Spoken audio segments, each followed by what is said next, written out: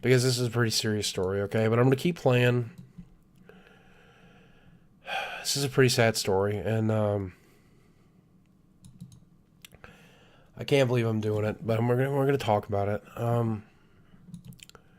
It's gonna bring down the mood, and I'm really sorry. But hopefully you can learn something about this, learn something about life. You know, my mom passed in 2009, and she had diabetes that she wasn't treating, and it led to kidney failure, and that kidney failure led to organ failure, and she died.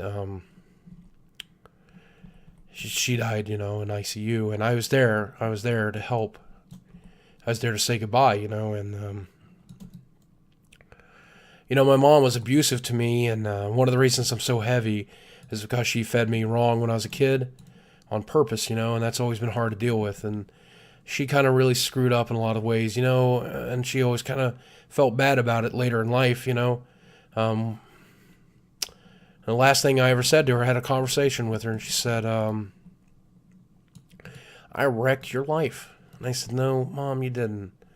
I'm proud of who I am. Aren't you proud of me? And she says, yeah.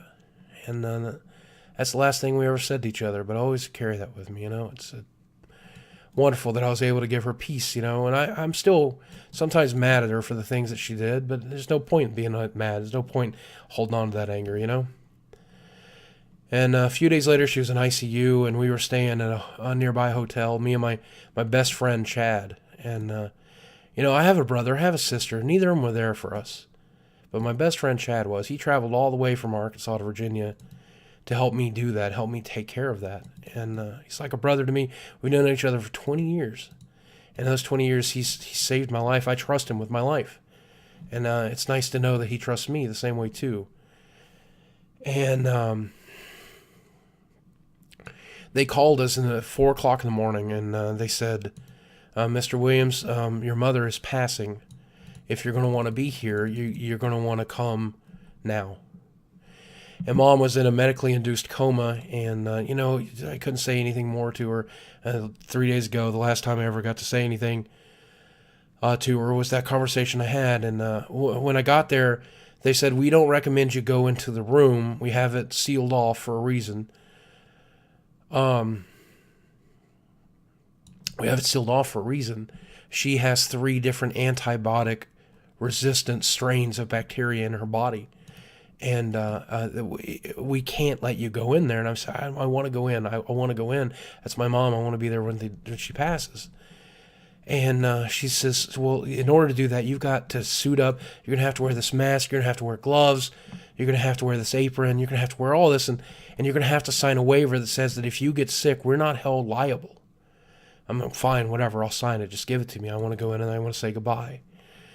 And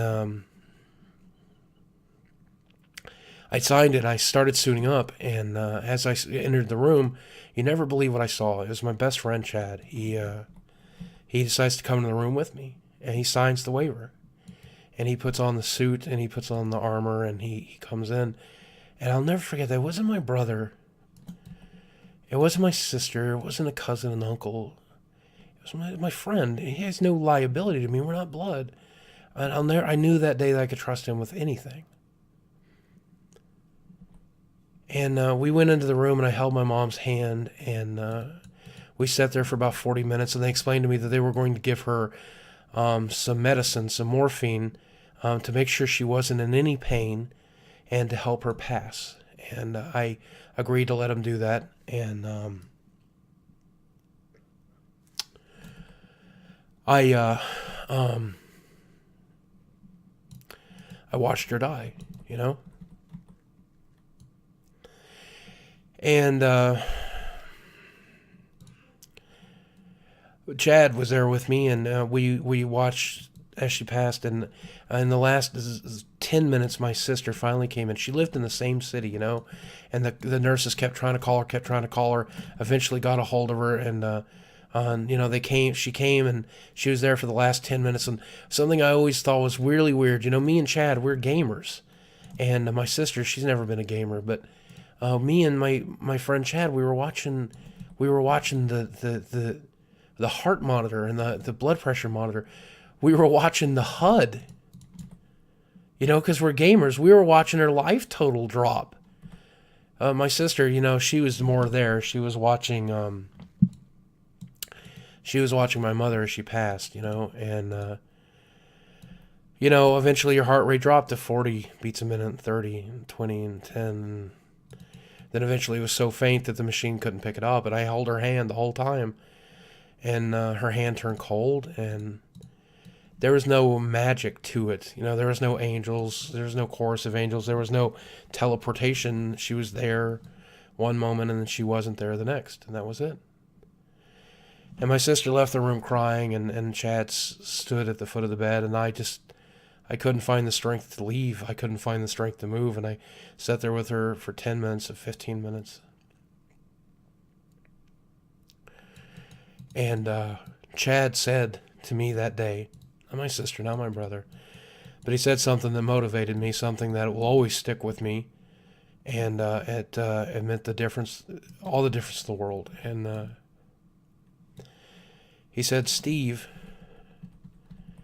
if you want to fuck her, you'll want to do it while she's still warm.